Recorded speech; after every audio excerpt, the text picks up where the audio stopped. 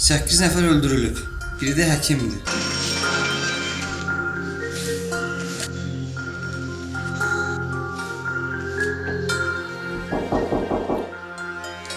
Buyur.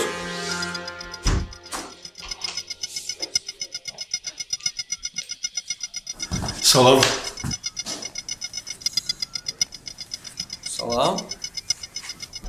Mən vəkil Şamil Məmmədov. Hə, mən də polis mayoru Müstəntiq Ələşbərov. Buyurun, keçin əyləşin. Çox sağ olun. Təşəkkür edirəm. Necəsiz? Çox sağ olun, yaxşıyam. Siz? Çox sağ olun. Siz nə əcəb belə saqqallansınız? Yəni polislərə icazə olar? Yox, saqqala təbii ki, icazə yoxdur. Sadəcə mən məzuniyyətdəyəm.